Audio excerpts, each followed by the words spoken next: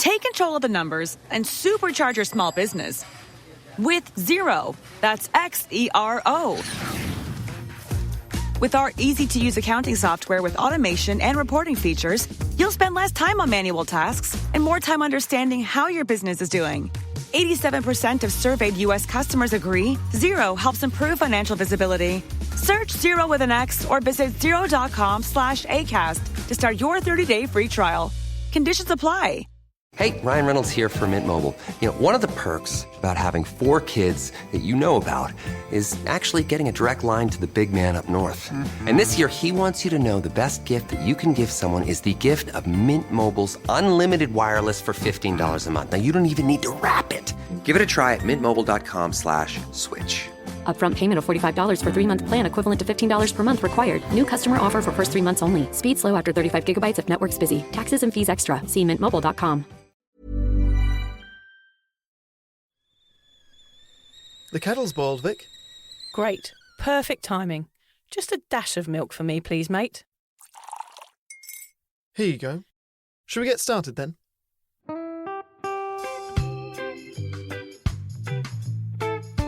Have you ever woken up on a Sunday morning and said, I'm never drinking again, and then found yourself waving $50 at a barman by happy hour? Are you wondering why everyone else can stop at 1 while you head to a dodgy after-party with a weird bloke called Disco Dave? If so, it might be time to take a deeper look at your relationship with your reliable social crutch, alcohol. On each episode, we'll investigate our own dysfunctional dealings with booze and find out if it's possible to stop this deeply ingrained habit before things get too messy. Yep, we're going to open up a shame shed of humiliating drinking stories to help you understand why waking up from a booze coma each weekend with a kebab sticking out of your top pocket might actually be negatively impacting your health. Hamish and I are here to delve into what it's like being sober, an unwanted warts and all look into why giving up those cheeky pints or putting down those mummy wines will make you feel happier, help your anxiety and mental health, and turn you into the most sparkly, authentic version of you. Won't that mean I become boring though, Vic? Well, Hamish, we'll just have to wait and see. I'm Victoria Vanstone. I'm Hamish Adams-Cairns. And this is Sober Awkward.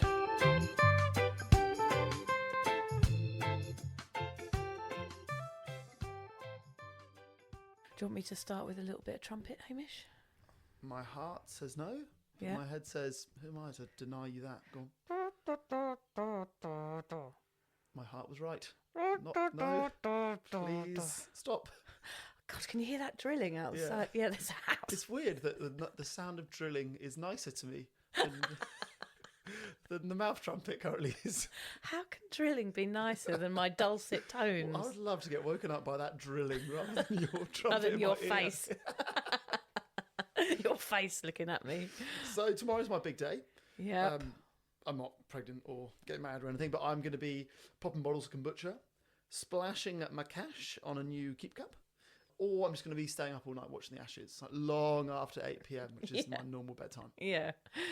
You do that every night, don't you? That's like your night routine. Old videos of the Ashes on repeat. Okay, that just goes to show how little you know. The Ashes is on right now, Yeah. live. Yeah. I am actually struggling because we still get into bed at 6. So last night I slept from 7 till 8. And then I woke up at 8 and watched the cricket. Oh God, That's sad. This is certainly not selling your sobriety. There here, is Hamish. a risk that the next few episodes of the podcast, Yeah. I'm going to struggle to not talk about the cricket. It's on for 6 weeks. Yeah. I'm going to struggle to not make this basically a cricket podcast about sobriety rather than a sobriety podcast. You'll be on your own there, mate, because I'll be gone. Yeah. The other thing you could do if it's your sober birthday, Hamish, is drink from a chocolate fountain. Yeah. That is something that I would like to do. Just put my head under a chocolate fountain and just stay there. I would always shout, "I made it!" from the top of a building. Like, okay. Yeah. People would be like, "What have you made?" Most of the houses here are bungalows. Right? Yeah, that's true. I don't know how I got on my roof. I think also doing some low Russian dancing to Cotton Eye Joe is a good way to celebrate. Yeah, that's a good way to start any day. Yeah. Just a few kicky out legs. Yeah. That definitely makes me happy. You've got to book a restaurant, of course, and have an extra big glass of fizzy water. Woohoo. With perhaps a dash of grapefruit cordial, Hamish. No, I'm elderflower. Actually. I've gone grapefruit recently. Yeah, no. Yeah, I'm going off the purist. scale, mate. Off the scale on grapefruit? Yes. How are you? Yep.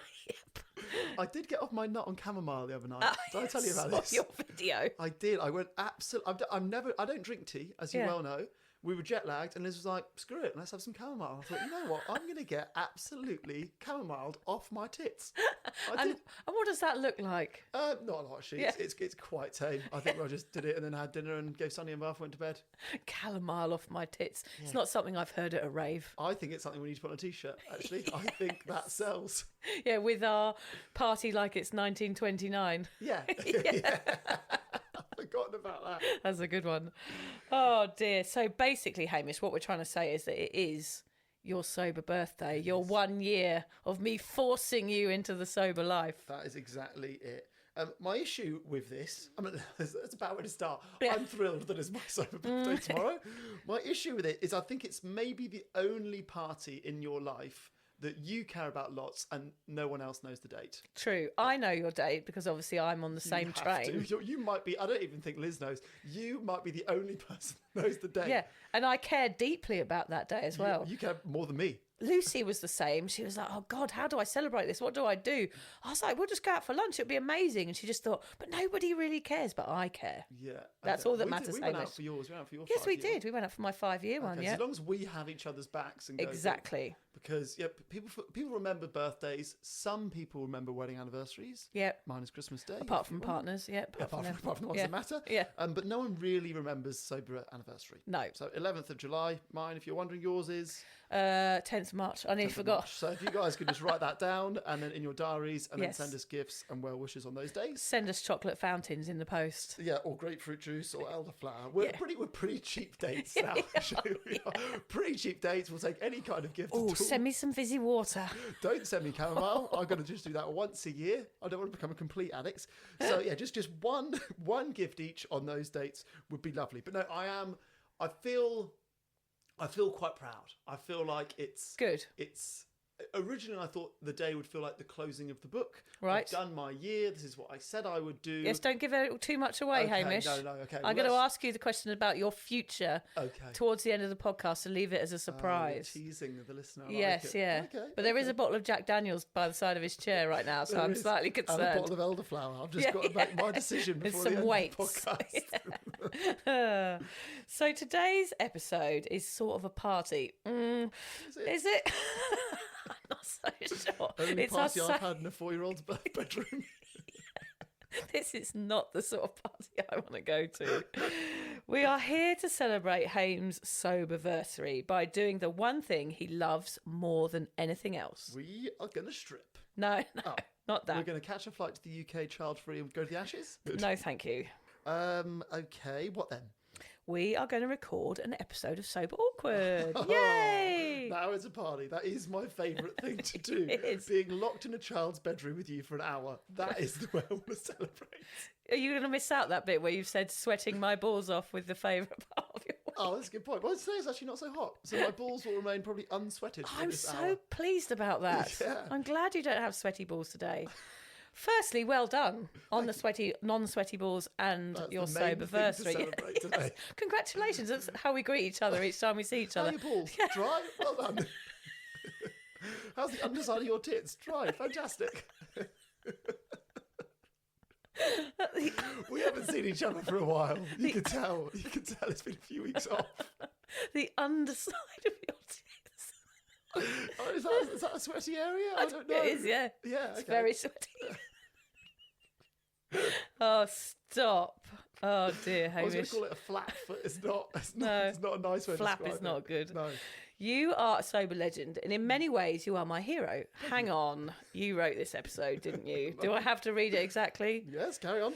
You are the smartest person I know, and your wife tells me you're hung like a... Her words, not mine. Yeah, enough of this. I'm going a cappella.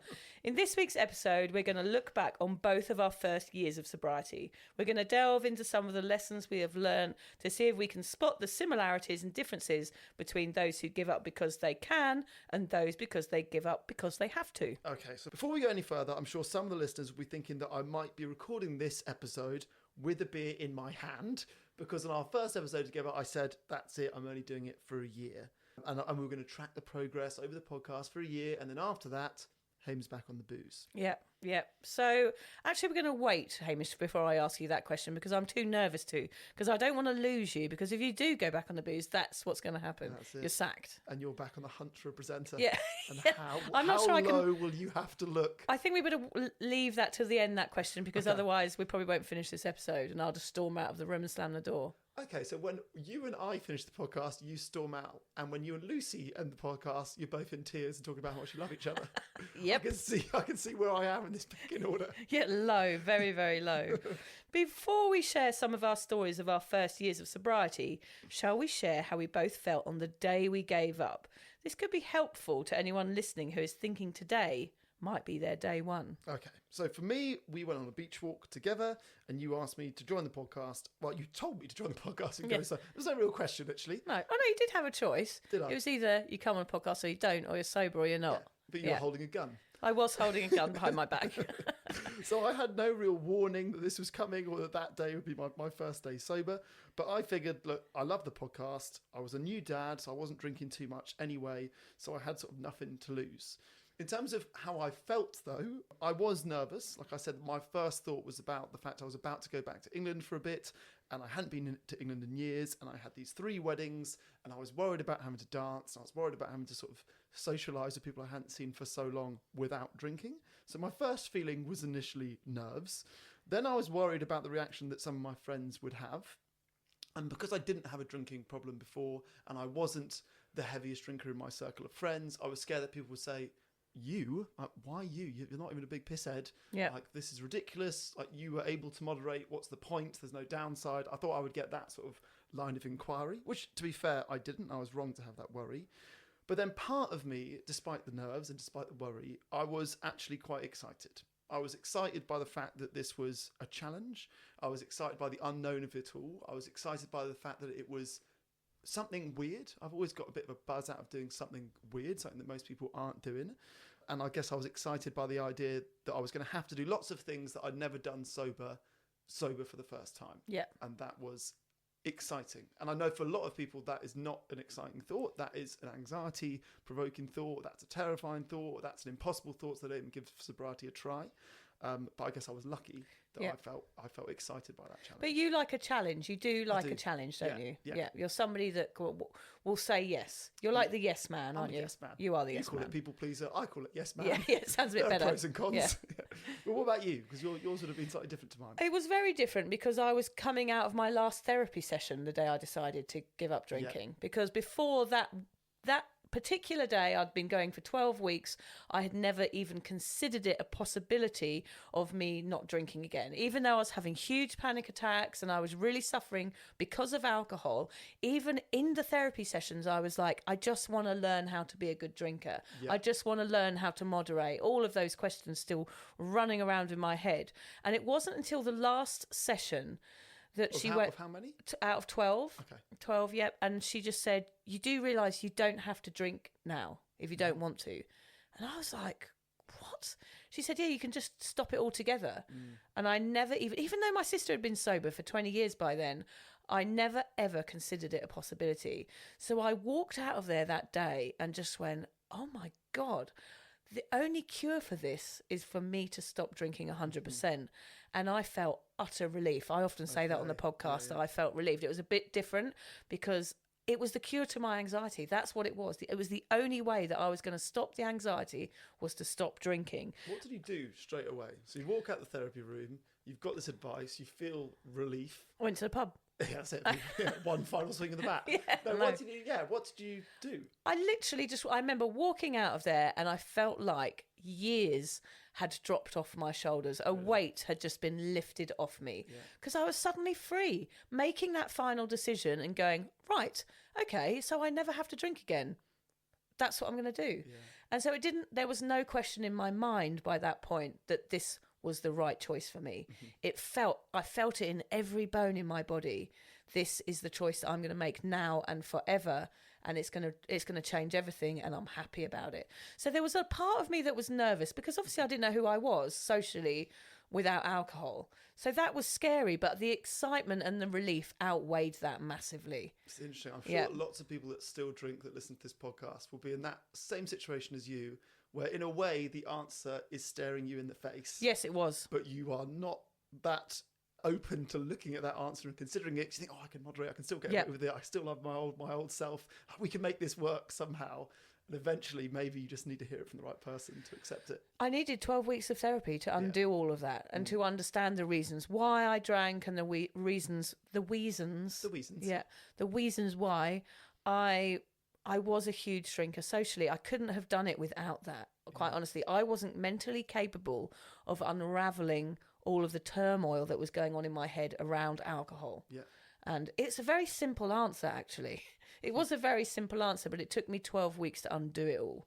Cool. And just go, right, okay, this is something that's no longer working for me. This is what's causing my problems. This is not solving anything, and I need to quit.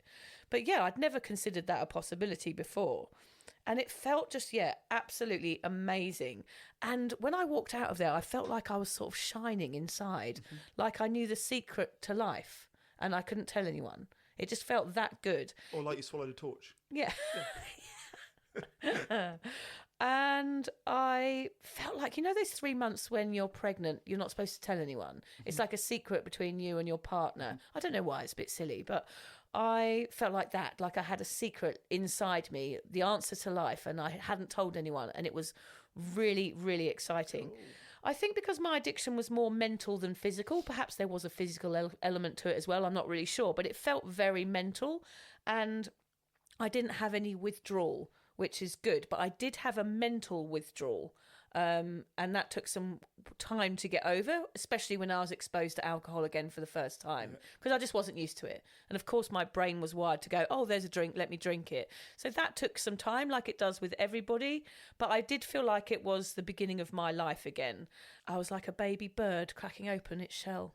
That's how I've always seen you, actually. It's just a young baby bird accepting the vomited food from the mother.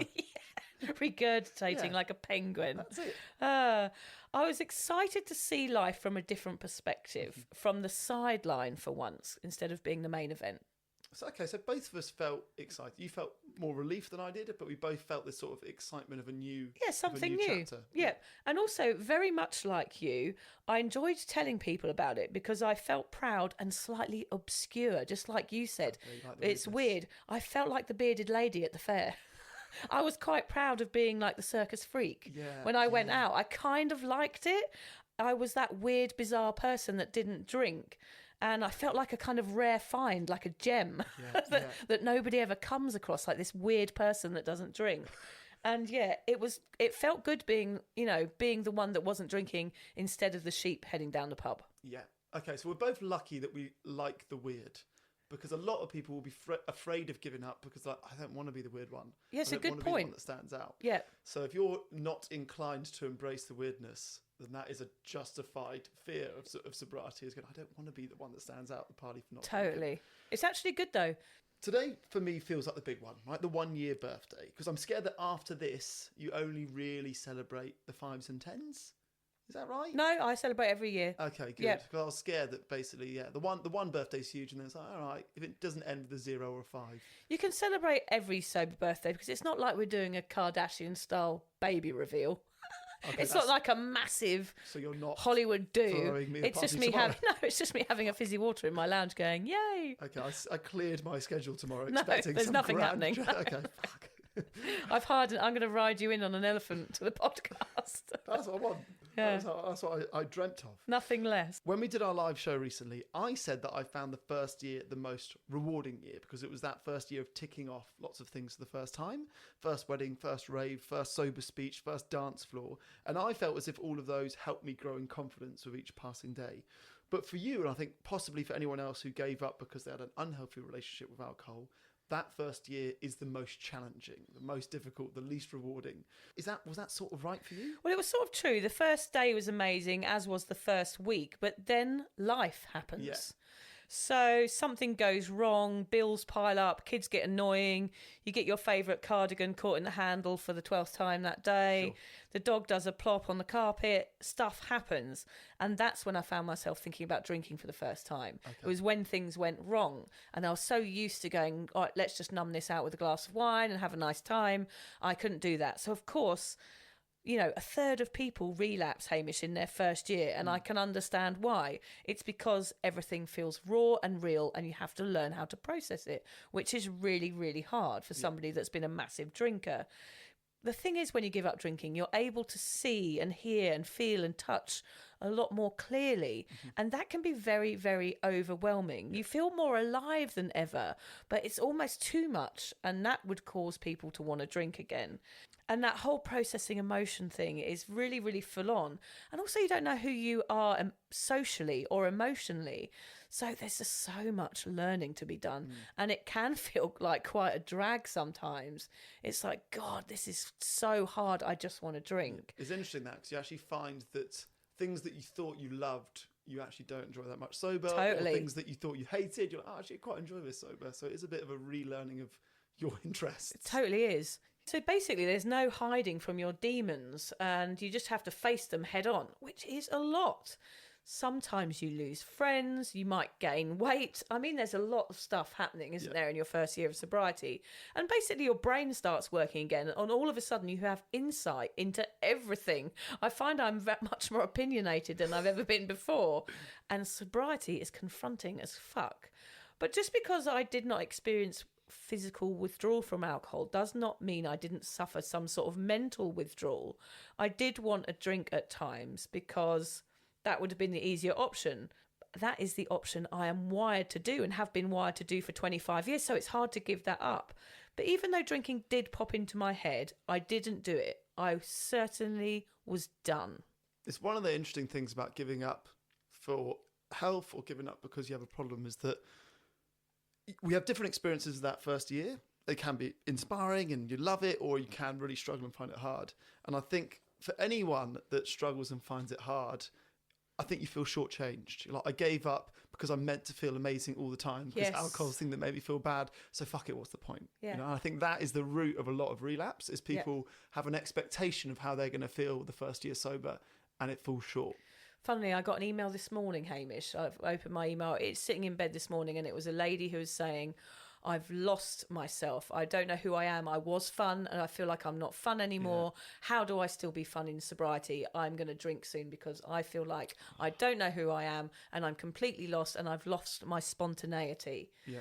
And I just wrote back underneath, I just write 3 words. I think I wrote, why did you start this? Because I think that's where people get confused. You've got to remember why you started it. In moments like that, you started it because alcohol isn't working for you anymore. And if you go back to that and remember your reason why, then you kind of start, you can sort of reassess and start again. Because it is very easy to say, oh God, I'm boring now. But you started this for a reason, and you've got to really concentrate on that. Why did you start this as 4 words, but who's counting? Yeah, okay, thanks. As I said, this is 4 words. I thought, I don't even know how many words it is. I don't know why I'm saying that. It was a few words. I didn't hear a word that you said after you said 3 words. Don't worry, it was a load of gibberish anyway. I think this can serve as an important reminder that although everyone that is sober or sober-curious are all part of a community together, you know, we're all effectively the same, we'll each thrive or struggle at different stages and paces. A sensitivity to this is so important in helping anyone that you know that is going sober or trying to get through this navigate every single corner. You've got to understand that it's different for everyone. Yeah, it totally is. So to provide my sort of side of the first year sober, I wrote a blog post on the Cuppa website, which I think we're going to release today or tomorrow. It will come out on my soberversary, which goes through this in a little bit more detail. But generally, I want to talk about the 3 key lessons that I've learnt this year. Okay, great. It's bloody hard to narrow it down to 3. It is hard to narrow it down to 3 because you're like a little gnome when it comes to sobriety. You have lots of things that have changed. I don't know why that's related to gnomes. No, but you are like a little gnome. Sober gnome is nicer than sober gimp. We cancel to sober gimp. Yeah. We'll go back to sober gnome. So the 3 key lessons that I've learned. The first is that the least interesting thing about going sober is not drinking alcohol. God, so true. You are the person that first said that to me. Yeah. And that is probably the greatest thing that I've learned this year. not choosing alcoholic drinks in a bar or in a supermarket or at a party is not interesting at all. It is just me drinking one drink whilst everyone else drinks a different drink. Yeah. There's nothing to learn in it. It's one little decision that you have to make. Yeah. But everything that goes with sobriety is interesting. Like I spoke about, the idea of doing your first dance or wedding or speech or whatever, holiday, sober, feels like you are becoming a better person by proving to yourself that you don't need alcohol for confidence, or you don't need alcohol to cover an insecurity. That is really the root of everything interesting in sobriety. For me, if you have a problem with drinking, it might be different for you, but for me, that was the number one lesson that I learned. So that is a huge lesson, and that is a lesson I totally resonate with, Yes. Hamish. The second one was that more people are sober than you think. I did not know there was a sober community. You were the only sober person I knew. I thought it was basically you and Lucy and lots of sober pregnant women. Yeah. That's everyone that I knew, and none of my friends were sober. Yeah. But then since going back to England and going to weddings and socialising with people, loads of my friends are going sober. Loads of people struggle with anxiety on a hangover than I thought. That's not something I ever experienced. And loads of people are experiencing it. Yeah. People that, I think maybe because we do what we do, people open up to us about it. I'm not sure if I was still drinking, people would pull me away Yes, at a maybe you party wouldn't know. and Yeah. share that with me. No. But loads of people are sober. Far, far more than I thought. You're not a complete weirdo if you're sober. Okay, that's good. You'll be surprised by how many people come up to you and go, me too, or I'm trying it for a bit, Yeah. or I'm sober curious, or I'm going to do 6 months. Far more people than you first think. I'd say I rarely meet someone who's 100% happy with their drinking and goes, yeah, I had drink 20 beers on a Friday night. It's the best thing ever. You don't hear that very much anymore. You know, there's people that like to drink. Yes, I see that. But you never hear anyone talking about it like it's the best thing ever. Maybe it's because we're not 18 anymore, or because we're in a different scene and we don't go out of our houses. Yeah. But I do think it isn't something you hear very often, people being proud of their drinking as much. I think people would know to not say that to you and I, though. Perhaps, yeah, that's true. We're not the people to bring that Oh, conversation well to. done. Yeah. You're Fantastic. the best. Yeah. Well done on your drinking. And the third lesson is this lesson of time. You get a lot of time back. And I think I felt this particularly in the last month when I've been away on holiday. Holidays are, in many ways, the hardest thing to do sober, because holidays when you relax and you drink and you're on a swimming pool or a beach or a bar or whatever, and it's my time to drink. For loads of people, and for me, for years, holidays were drinking. Now, holidays sober, your holidays lasts so long. Yeah. There are so many hours in the day when you're on holiday and not drinking. I could not believe, I get up at like 5 a.m. with a child, Yeah. but I could not believe the amount of hours of my day. We went on a 4-day holiday and it felt like 2 weeks. That's so good. And you were happy with that? It's not like Yeah. it was long and drawn out? No, it wasn't. Okay, that's all right then. No, It was That hell. would not be a popular thing to say with my wife. Just ask two little couples holiday with like a child. 24 hours with you is like a lifetime. They're all very, very good answers, Hamish. Yeah. They're huge, I mean, aren't They they? were the big three. Other than these benefits of sober life, has there been anything that you have really struggled with? Yes, of course. The first one is the do you feel amazing question.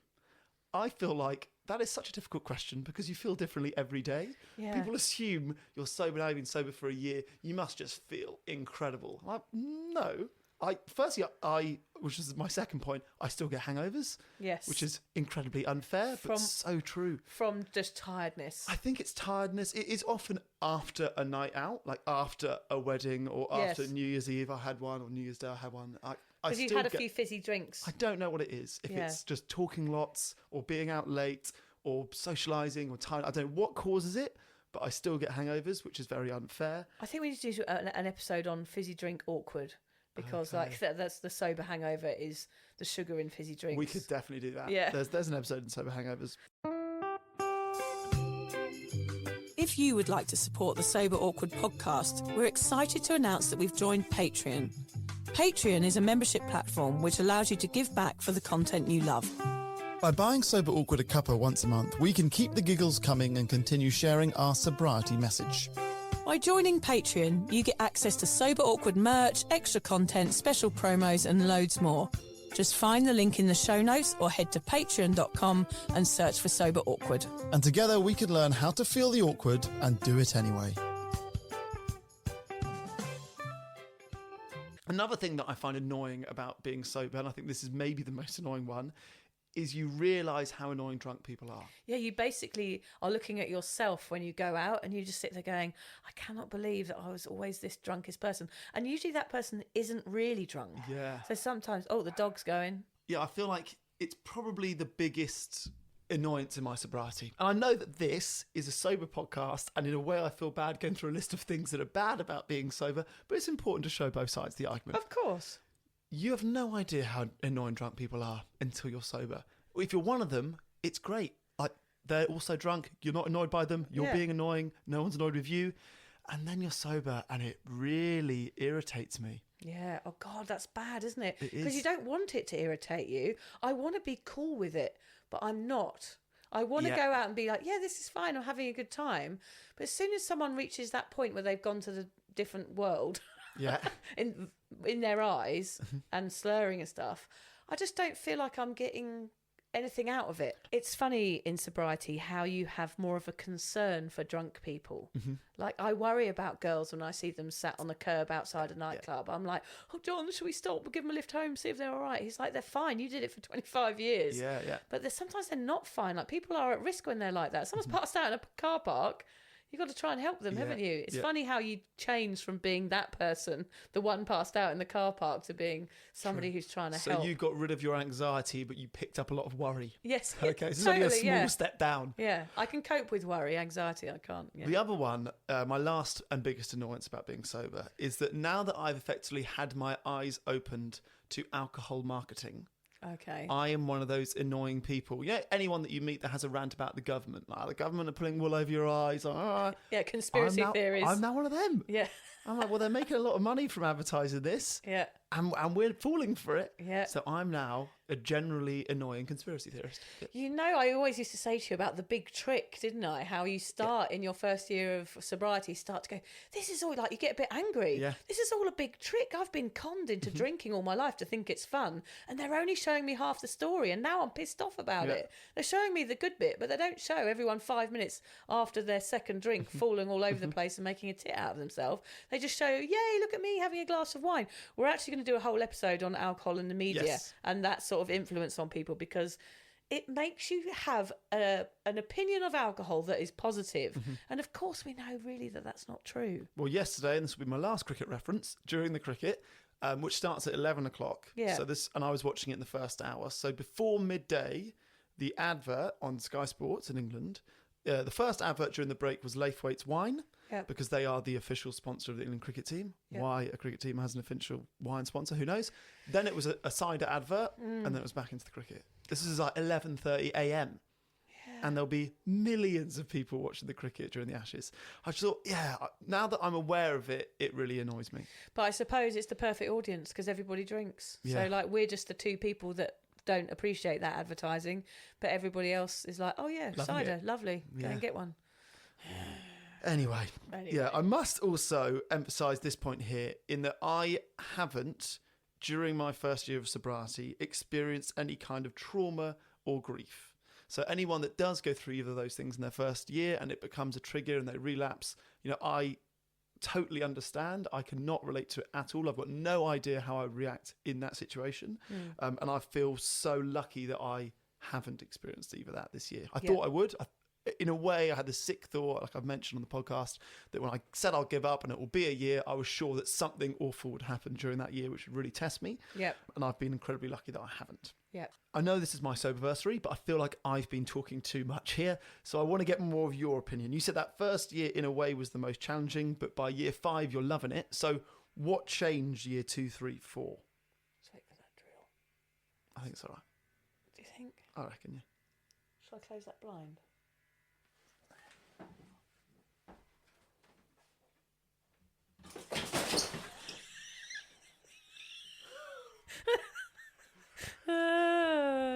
Just in case anyone's still listening, the blind has just fallen off and fallen on the floor and he's broken it, and you can hear the drill outside even more. Just leave it. Is that a stitch up? No, it's not. It's just punked. I don't know what happened there, Hamish. It's very bright in here now, though, isn't it? Oh, let's just carry on. Leave Sorry, that- everybody. leave There's that going to bit be There's going to be some drilling in the background, and it's very bright in here now because Hame's just ripped the blind off the wall. Okay, so what changed? Yeah. It's what you said about it not really ending up being about alcohol. You give that up, and then you have to get to know yourself deeply. I will say it's not just you get to know yourself on a very low level. It's actually you get to know yourself very deeply, which is a really fascinating experience. I could never have predicted in a million years that was going to happen to me. I remember being on Danny Carr's podcast, How I Quit Alcohol, probably 3 years ago now. It was the first podcast I'd been on as a guest, and her saying to me, how's it going getting to know yourself? And I was like, I don't know what you're talking about. So I was 2 years in by then. Yeah. I was like, I don't know what you're talking about. I've just given up alcohol and I'm talking about it. That's all that's happening. She was like, no. You are going to get to know yourself on a whole new level. And she looked at me on the screen and said, I am so excited for you. And I was like, I don't really get what you're talking about. She was like, you will, and this is going to be what it's all about for you. And I remember going away thinking, oh, what load of woo-woo sort of rubbish. And that is exactly what happens to everyone. And the longer you are sober, the more extreme that is and the more brilliant it is. And it does take a while for it to flip into action, but you get to know yourself and you get to like yourself. And actually, I hate to say it, but you get to love yourself, which is a very wanky thing for me to say. It sounds egotistical and self-absorbed, but that is the truth. And that took 3 years for you? I would say to start that, it took 2 or 3 years, to start on that. Because you have to have the 18 months of kind of struggling and understanding and getting to know yourself socially and putting yourself out there a bit. But then there's this whole other path of you just learning how to understand that you are worthy of being happy. And that is quite a huge thing. Because I think you go through life just thinking, I'll drink it away. This is how I have fun. And you don't experience another way of feeling. And when you're sober, you have to learn another way. And that's what it is. Yep. So yes, I love myself, Hamish. I love myself now. And I often say to people, in fact, every day people write comments on our Cuppa community or on my Facebook page. They're like, how will this stick? What do I do? What's this going to feel like? And I always say, just know this will be the best thing that you will ever do for yourself. And it's true. I guarantee that if you stick with it, it will be. Yeah. Lots of people say that. Lots of people have said that to me. It really is true. It's the best decision I ever made. Yeah, it's like the sobriety secret. The big secret to life is like, just get sober and you'll just start really enjoying your life. So those are the good bits. What are the bad bits? The bits that still grate you about being sober 5 years in? Well, I still feel a bit odd when I'm the only person sober at the pub. That never leaves me, Hamish. Okay. I was at the pub last night. A couple of my mates were having a glass of wine. I had a lovely time. There were people singing and being a bit rowdy, and I just thought, I am the only sober person here, which is why I do this podcast, because I need people to be sober so I'm not always the Billy No Mates. So this podcast is just a call for friends. Yeah, I've been doing it for 2 years to just get people sober so that I don't feel like a weirdo when I go out. Yeah. I still sometimes feel like a bit of a tit asking for fizzy waters at the pub, because I know they just think, oh God, you're just going to have one fizzy water and leave, and what's the point in you? It feels quite intense sometimes emotionally, and not having an out during the witching hour, for example, and having to sit and process all those feelings is tough. I did throw a broom at a wall recently, Hamish. Why? Well, it was actually, luckily we were just having our bathrooms done, but I told John that something had fallen down and made a hole in the wall, but I was so annoyed that I didn't know what else to do. I left the kids in the lounge and just walked into the airing cupboard and shoved the broom really hard against the wall, made a hole in the wall. What had the kids done? Oh, they were just being twats. And did you feel like, was that release? Yes, it released it. Yeah, it released it. Yeah, throwing a broom at the wall is quite satisfying. Should we get you a padded room so you can just throw brooms at walls? Yeah, maybe a bit more therapy might help as well. Maybe, sure. A padded room and some more therapy. Yeah. Yes, I definitely need to We'll work on that. We'll see what's cheaper. We'll see whether it's cheaper to pad a whole room or 10 to 12 therapy sessions, and then we'll just do that one. I saw the look on my husband's face when I said, oh, there's a hole in the wall, something fell down. He just came and gave me a worried look. Knew that it was me. I'm going to make you a papier-mâché broom for your next soberversary. Yeah, a rubber one. Smash that. Oh yeah, a rubber broom. Work. Yeah. You can just throw that around all you want. The most pointless thing in the world, a rubber broom. I want one. Oh dear. Of course, by its very nature, this episode is about celebrating a date, a milestone, a soberversary. But I think it's important to emphasise the pros and cons of being too attached to dates in your sobriety as well. So I think it's actually a huge topic within sobriety, and it can be a pitfall. Especially if you're failing and you're like, oh, everybody's getting to 100 days and they're getting to 200 days and I can't get past 2. What's wrong with me? So, yeah, there's definitely downfall in that area. Yeah. Let's begin with the pros. Yeah, so opportunity to celebrate you. That's what this is. And shout about your sobriety from the rooftops if you feel like it. Yes. Your soberversary might inspire someone else. If we can do it, Vic and I, trust us, anyone can do it. Yeah. We are not very impressive people. Yeah. And you probably are more impressive. And I think shouting about it and having a date specifically put aside to shout about it can help others. Totally helps others, Hamish. It can be bloody hard going sober, so take pride in your success. Plus, any excuse to treat yourself. Yes. Soberversary is basically a birthday. Yeah, it so is a buy birthday. yourself some gifts. Yes. I feel as if although all of these points are valid and they are important, I totally understand anyone that tries to distance themselves from becoming too attached to these dates. Yeah. One of the downsides to these dates is you can beat yourself up over a relapse. You know, when you restart your clock that date and you're back to day zero, it's very easy to have a fuck it, what's the point attitude. You know, Yes. oh, I'm back at day zero, I'm back at the start, I might as well keep drinking. You know, you get too attached to the date and that can just completely unmotivate you. And also, I think having those relapses often, it sort of creates this vicious circle of relapse. You're like, oh, I've relapsed before and I got back again. Now I'll relapse again and I'll get on again. It's like this on-off thing. And I think there's something to be said here, Hamish, of giving up. Of course, everybody wants to give up and never go back, and that's really hard.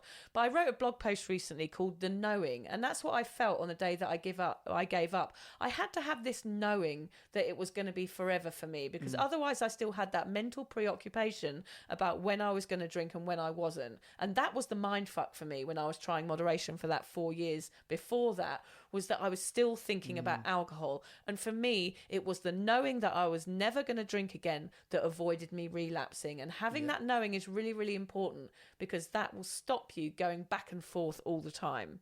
There is so much weight in a date. The difference between being sober curious since a date or completely sober since a date, does it really matter? Yes, this is a big one for me, because I think if somebody says I've been sober for 5 years, that for me is impressive. If somebody says I've been sober curious for 5 years, there's something in that. I'm like, oh, okay, so you still drink a bit? Like, yeah. And I know that that is the wrong approach, but deep in me, that is still important. Okay, I'm still attached to that date. Yes. Even though I know there's very little that good can come from it, for me, in my personal experience. So recently I met a guy in Dubai, and he said, you know, I gave up boozing for a month in the 90s and it ended up lasting 5 years.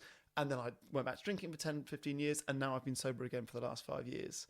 And rather than me being like, that's really impressive, my thought is like, oh, what made you start drinking again? Yeah. Is that what you would have done? Like, yeah, totally. Oh, what happened? He's less attached to the idea of it's been forever. Yeah. Forever is scary for anybody. And it's impossible to say forever. That's why AA, they say one day at a time. Because forever is too overwhelming. It's too much for people to handle mentally. Yeah. So one day at a time, stick with that and just see how it goes. But that knowing that you're trying forever, I think is really important. Yeah. With being attached to dates, there's also comes with it this risk of using a landmark date as a reason to start drinking again. Yeah. So if you go, like I did, I'm going to give up for a year. Well, on that soberversary, like, great, I've achieved my goal. Now I've proved to myself that I can go sober. I must not be an alcoholic, because alcoholics can't do that. Yes. So I'll go back to drinking now. Yeah. I'm not passed out on the park bench, so I'm all right, Jack. Exactly. Yeah. So I think, weirdly, being attached to a date can actually make you start drinking again, because it's a goal that has a deadline. Totally. And it's the same with doing dry July or anything like that. Yeah. You're setting yourself up to start drinking again, actually. Yeah. So it's so interesting, isn't it? All these different aspects of this first year. Where do you lie, actually, on that whole dates debate? Because I'm certainly, dates are a bad thing to my own detriment. Where are you? Are you dates are good, or is it a bit of both? Love the dates. Love the dates. I'm very, very proud of my sobriety. Therefore, I want to celebrate it at every opportunity. And those years tick up. I cannot believe that I'll be 6 years sober next year. It is extremely important to me. Yeah. Awesome. Yeah, and it shows how far I've come. Yeah, it's huge. I think it's huge. But it's not for everybody. I totally understand that. You and I obviously come to sobriety from slightly different places, Hamish. So having done what you set out to do and gone sober for a year, how do you feel about your sobriety going forward? This is the big question, really. You were saving this one for the end. I was, Hamish, because I am concerned about this. If you say that you are going to start drinking again, then you're not going to be on the podcast anymore. That's Yes. number one. And I'll feel a bit sad and weird and scared. I'll feel very many emotions if you tell me you're about to go to the pub and get pissed. I don't know how I feel. I think I might tie you down. You reckon? Yes. Or would you relapse with me? No. And we go together? Certainly wouldn't. I can't imagine anything worse. It's a big What blowout end of the podcast Oh, God, together. what a messy afternoon that would be. Let me start by saying, as long as I do this podcast, I will be sober 100%. Okay. Doing this podcast and moderating, or doing this podcast and drinking, or doing this podcast and turning up smelling of alcohol. Or It's not going to work. It's not going to work. It's never going to work. Even cheating, even if you went, oh yeah, I'm going to do the podcast and I'm going to pretend that I'm sober, but I'm secretly going to drink, I will know. You will know. I have had hundreds of opportunities to cheat. Yes. I've had so many friends, and even Liz say to me, she'll never know. She'll never know. We're on the other I side of the will know. world. She'll never know. So I have not cheated. Okay. But no, honestly, this podcast and the effect that it has on us and the effect that it has on people that listen, seemingly, is the most meaningful thing that I do in my life. Professionally, I suppose I should say husbanding and fathering. Yes. But professionally, if we could call ourselves professionals, this is literally the best thing that I do in my life. So there's no way that I'm giving up this podcast. There's no way I'm giving up sobriety and leaving this podcast, because I'm loving doing it. Okay, great. So, That's no, good. That's good. We are still together. Okay, the show goes yes. on. There will be an episode next week. I'm not hunting for a new co-host then. No, yeah, Oh, exactly. thank God for that. Put that LinkedIn job application down. Okay, good. Yeah, I'd already done the forms. Well, also my fear is that if I did go back, if I have a drink, let's say this podcast ends and we both go our separate ways and you move to Thailand and, and then in like 3 years, I call you and said, I had a drink last night because I'm now going to be sober curious or whatever it is. I'm going to change my approach to alcohol, whatever it is. I don't know if I could deal with your disappointment there. I know you would feel disappointed, and I know you wouldn't be able to mask it well because you're not a poker face. I wouldn't. I don't know how that. Maybe if that conversation we should record and release it as a bonus episode 3 years after the podcast. You could just ended. film my face and you just see one tear leak from my eye. I did have an interesting chat with a guy the other day who said, in 100 years' time, we're going to look back on this passage of time as like the big con in a way, like alcohol was this poison that we all drank and was normalised. Like smoking. And when we're smart in 100 years, or we know more about the science, whatever it is, we'll look and just go, what the fuck were we doing? Well, the choice is then, Hamish, are you a pioneer? I guess I could be a pioneer. Okay, yeah, if you'd be a pioneer, you never drink again. Okay, identity. so basically, if you start drinking again, you will no longer be a pioneer. Oh, I see what you've done. You trapped me. I've trapped you. I'm just Joe Blogs, not inspiring anyone anymore. Not inspired, just drinking, sat at the pub on your own with a pint of beer. No longer a pioneer. How dare you do that to me? That is good. That was a trap. Okay, That no, was. I don't want to be a pioneer. I'm falling for that one. Re-record that. I don't want to be a pioneer. That's funny. Oh, dear. I suppose whether you choose to celebrate these dates or not, what's important is that you are sober, Hamish. You have ticked off another day and are hopefully reaping the benefits. Sobriety ain't easy. There are good days and bad days, just as there were when you were drinking. You should be proud of yourself whether you were a week sober, a year sober, or 10 years. I can tell you from experience that it gets better and better. Yes. As it will for you, Sir Hamish. Should we finish, as ever, with a silly quote? Yeah, go on then. Disappointing affirmations. Oh, I'll do that one. It's okay to have feelings, but why do you have to have so many? Yeah. That's me, summed up. Here's a nice one. If we're facing in the right direction, all we have to do is keep walking. I chose that one because it related to you. Now, I just wanted to read out a little bit about Hamish here. I've written there, just keep walking, Hamish, because that's what you need to do. Keep walking in the right direction. And remember that I'm walking behind you, watching your every move, so keep fucking walking. Okay? You creep. You're behind me in disguise. At the end, I just want to give Hamish a huge pat on the back. We now get hundreds of emails from young men, from lads to dads, saying they've given up drinking because they were so inspired by Hamish's story. A guy that didn't have a drink problem, yet quit drinking. This is an incredible lesson that needs to be heard in our society. Hamish is proof that you don't have to be an alcoholic to stop drinking. You will still reap all the rewards that sobriety offers, even if you were a very moderate or casual drinker. Your life will improve, everything will get easier, and you'll get healthier if you take alcohol out of the equation. Sobriety really is a possibility for everyone, and I'm so glad that Hamish hopped on board the boring bus and came for a ride on Sober Awkward. His journey has been fascinating to watch. His insight and perspective on sober life have not only made the people that know you intrigued, Hamish, it's actually spurred on others all over the world to give sober life a go. What an admirable accomplishment, Hamish. You are really a sober superhero to me and many others. Oh, thanks, Vic. That's okay. I wrote that last night while I was really tired. And Thank you. Thank you all the same. And I've got a message from your wife. Really? Yeah. Ready? I'm ready. I am so unbelievably proud of him. He is the most incredible husband and father. I know everything he is doing is so he can be the best version of himself and show up for his family. Sonny and I feel so lucky to have such an inspirational guy in our corner. Oh, she sent that to me this morning. Gone behind my back. I went and done behind that. your That's back. very Yeah. sweet. Just to say well done, Hamish. It's a big feat. And it was a big ask of me to say, can you go sober for the podcast? And to hear that you're going to carry on and maybe experience a year or 2 years or 3 years or whatever you choose to do, and to help inspire people, I think it's very, very brave and very inspiring. So well done. Oh, well, thank you. Thank you for asking me. Best thing I've ever done. Yeah, okay, good. I just want to add here, of course, that we're going to be doing a live show in Sydney, aren't we, Hamish? Yes. Go onto Eventbrite, and the tickets are on our Sober Awkward website as well, which is soberawkward.com. We're coming to Sydney to do a live show 21st of September, and I think it's Thursday night. I think it's a Thursday night Yep. at the Harold Community Hall. It's going to be amazing. There's loads of seats left, so get in there. Yes, we would love to see you and actually meet some of you. Yes, we'd You love to know meet some of all you. our stories. I want to get to know some of yours. Okay, yes. What stories?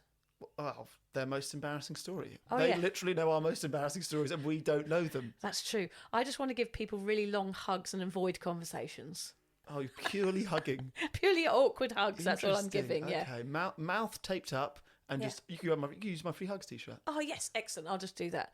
Yeah, so we'll look forward to seeing you in Sydney, guys. Unless that's a turn off for you, in which case we won't hug you and just come and you can just enjoy the show. Yeah, just enjoy the show. And Hamish, hopefully you won't be opening that bottle of Jack Daniels that's next to you. No, I won't bring that. Okay, good. It is a sober event. If you're Okay, wondering, no booze served at Yes, this event. there will be no booze there. Please don't have pre-drinks before you come. Please don't do Please that. don't go out for dinners and boozy piss-ups of any mates Yeah. before you come. Don't heckle. Just enjoy the show. Yeah. Stay sober. You know we find drinking people annoying, even though we were drinking people for many, many years. Thanks for listening, guys. If you're questioning your relationship with booze, you're struggling to moderate, or your hangovers are causing anxiety, it might be time to reach out for some support. Yeah, just talk to a mate about how you're feeling, contact a local doctor, find an AA or sobriety group. Vic's got one. Yeah, just head to www.cuppa.community.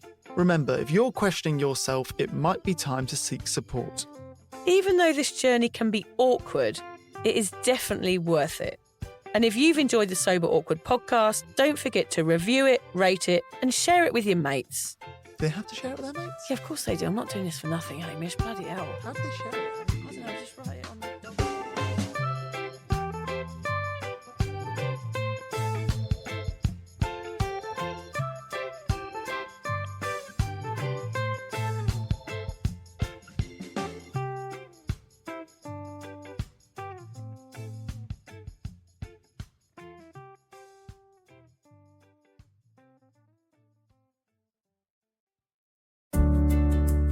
Hi there. I wanted to tell you about a podcast that I think every single one of you will benefit from.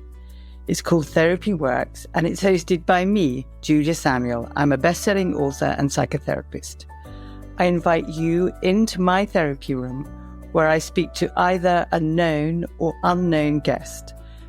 Topics range from the difficulties of divorce, a life-changing illness, to the struggles of motherhood. Search Therapy Works now, wherever you get your podcasts, and subscribe to make sure you never miss an episode.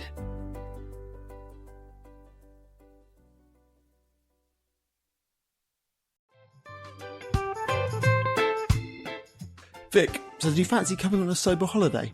Don't worry, we're not talking about some corporate wellness retreat with cucumber water and enforced eye contact. No, this is a sober awkward retreat. 8 days of sun, sweat, laughter, and absolutely no hangovers.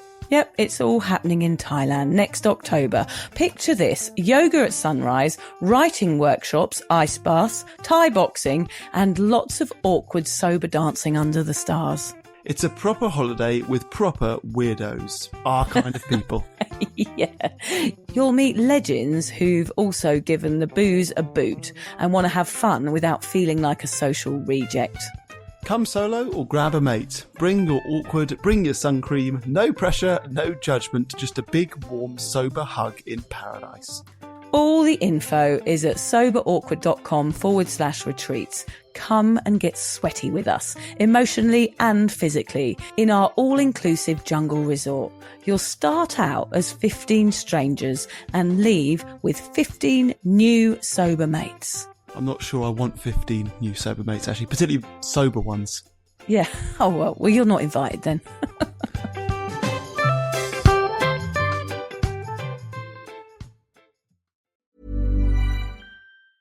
Apartment People, champion, the trusted name in Columbus living, brings you the District of Berkshire. Man, it will be fun to live there, right by Tanger Outlet Malls. Oh my God, great location too, getting to and from Columbus, and a great deal right now. Free rent until next year. Free rent until next year. He ain't lying. Move in now, you don't pay rent until next year. The District at Berkshire, available now at livewithchampion.com. That's livewithchampion.com. That's livewithchampion.com. How many times have you wished you could be in two places at once? With Wix, you practically can. Wix's website builder is packed with powerful AI tools to make running your business online easier. Build a full site just by talking with AI. Get an AI agent to manage your sales and marketing. Or work like a 10-person team, even if it's just you. So you don't need superpowers to get everything done. You just need Wix. Try it now for free at Wix.com.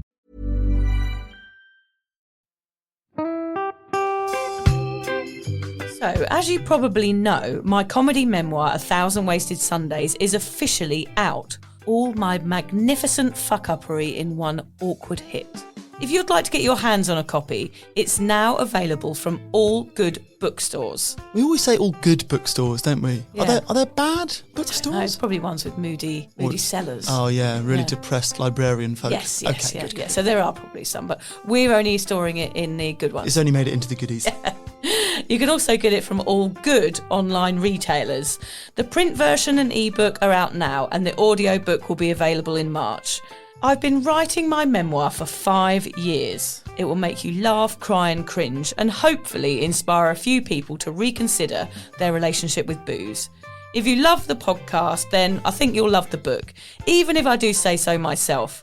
Hamish has read it. What did you think? I feel like I know a little bit too much about you now, to be honest, Vic. Look, I really loved it. It was hilarious and surprisingly moving, but I feel like I've seen you naked in a literary sense. Yeah. Does that make sense? Yeah, that's worrying. Yeah. Yeah. From an emotional point of view, seriously, it wobbled my teeny weeny wooden heart, Vic. Okay. My teeny little wooden heart. Well, his teeny little, his wooden heart is broken. Anyway, so if you do manage to get your filthy mitts on a copy, please do me a favour and head to goodreads.com and give me a review. Doing that will help me get it out there to those that need a bit of sober support. So there you have it. My story, unwanted warts and all. Come and get awkward with me. Not to be too demanding or anything, but seriously, go and buy it Yeah, now. go and buy it. Go and buy it right now. Yeah, don't just tell your friends, buy it, and then buy your friends one or two. Yeah, don't give them a copy. Buy it, yeah. And you know what? Don't be careful where you store it. If you lose it, you can always buy another 5. Buy another one. Yeah.